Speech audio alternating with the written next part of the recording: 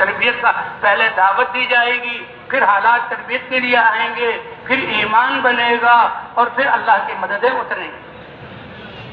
تو ہر مسلمان کو دعوت پر کھڑا کرنا۔ تو اس کام میں دو بنیادی چیزیں ہیں، ایک اجتماعیت ہے اور ایک نقل و حرکت ہے۔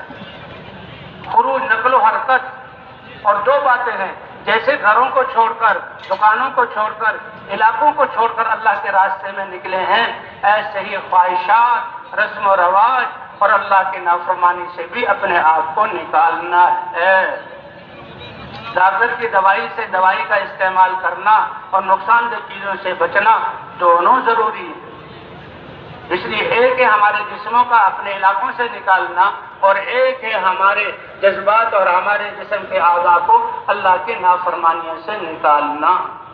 یہ دونوں باتیں ساتھ ہوں گی، اس لیے کہ ابتدائی لا یؤمن احدکم تو تم میں سے ہر کوئی کامل ایمان والا ہو نہیں سکتا حتی یکون ہواہ تبعا لما جئت بہ، اس کی چاہت میرے لائے ہوئے دین کے تابع نہ ہو۔ اسی طرح ہجرت، ایک کہتے ہیں کہ گھروں کو چھوڑ کر نکلنا، دوسرے علاقوں میں جانا، یہ بھی ہجرت اور ظاہری ہجرت ہے۔ کا حقیقی ہجرت یہ ہے اور وہ ہر ایک کے لیے وہ ہجرت ثابت ہے کہ اللہ کی نافرمانی اور اللہ کی ذات پر اللہ کی نافرمانیوں سے، گناہوں سے اپنے آپ کو نکالنا اور اللہ کی طاعت کی طرف آنا۔ حضرات انبیاء کرام اسی کے لیے تشریف لاتے تھے۔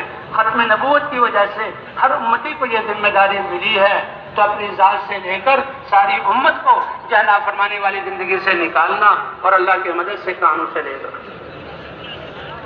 اس لیے یہ محنت، یہ سورج کی روشنی جن فضاؤں، جن ستاروں اور جن جو ہے زمین کے کرۂ ارض کو جن فضاؤں کے لیے ضروری ہے، اللہ روشنی پہنچاتے ہیں۔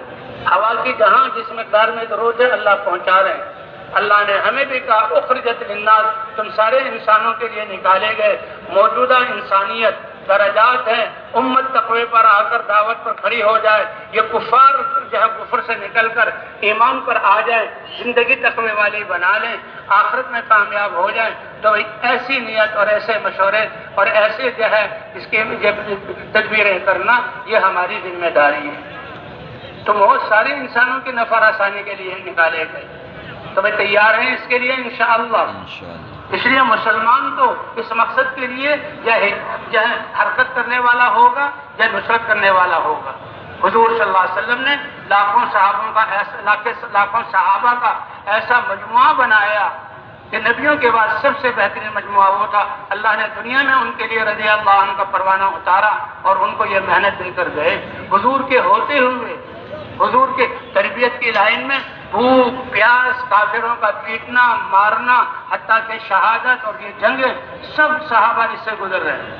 کرنے والی من انسان کا بننا دل کے یقین کا بننا ہے، اللہ کی ذات پر ایمان، اللہ کے رسول پر ایمان، اللہ کی تقدیر پر ایمان۔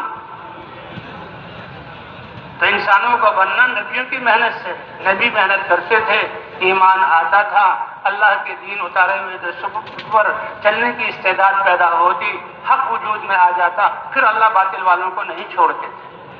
باطل والوں کا اچھل کود اور ان کا جو ہے یہ جو کلا بازیاں لگانا، یہ ایمان والوں کی کمزوری کی وجہ سے۔ سب سے آخر میں اللہ نے حضرت محمد صلی اللہ علیہ وسلم کو ساری انسانیت کے لیے رسول بنا کر بھیجا۔